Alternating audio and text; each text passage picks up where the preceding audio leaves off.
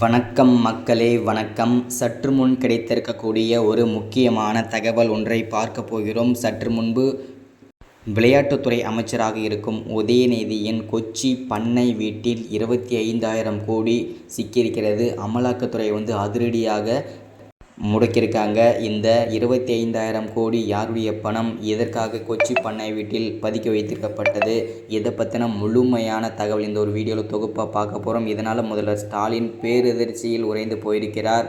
So இதை பற்றினையும் தொடர்ச்சியாக பார்ப்போம். அதற்கு முன்பு நமது சேனலுக்கு நீங்கள் புதிய பார்வையாளராக இருப்பதற்கு வாய்ப்புகள் நிறையவே இருக்கிறது. முடிஞ்ச அளவுக்கு மறக்காமல் சப்ஸ்கிரைப் பண்ணிவிடுங்க. சப்ஸ்கிரைப் பண்ண உடனேயே பக்கத்திலே ஒரு பெல் பட்டன் வரும், அதை கிளிக் பண்ணி ஆல் ஆப்ஷனில் போட்டு வச்சுக்கோங்க. தொடர்ந்து நம்ம வீடியோ போட்டோம்னா உங்களுக்கு நோட்டிஃபிகேஷன் வந்தடையும். அதை பார்த்து தெரிஞ்சுக்கலாம் இன்றைக்கி என்ன அரசியல் நியூஸ், இன்றைக்கி என்ன அரசியல் அப்டேட் அப்படின்றத, திமுக அப்டேட்ன்றத. ஸோ அது மட்டும் இல்லாமல் மறக்காமல் லைக் பண்ணுங்கள், ஷேர் பண்ணுங்கள், சப்போர்ட் பண்ணுங்கள். ஓகே, வாங்க வீடியோக்குள்ளே போகலாம்.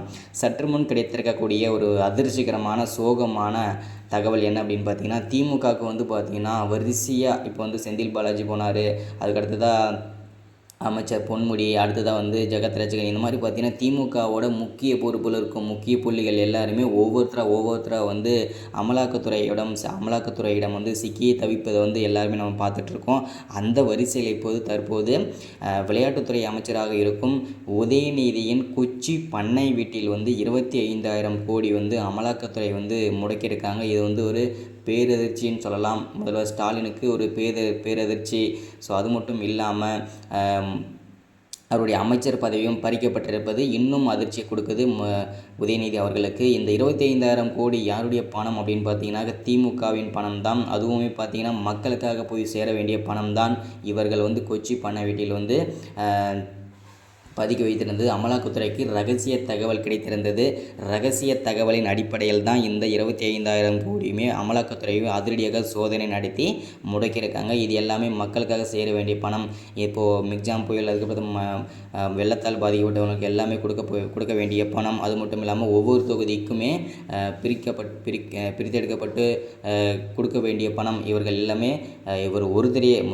உதயநிதி அவர்களே ஒருத்தரே பார்த்திங்கன்னா இந்த 25,000 கோடியுமே முடக்கி வச்சுருந்தார். இது அம்பலமாகிவிட்டது. அமலாக்கத்துறை அதிரடியாக சோதனை நடத்தி இதை முடக்கிட்டாங்க.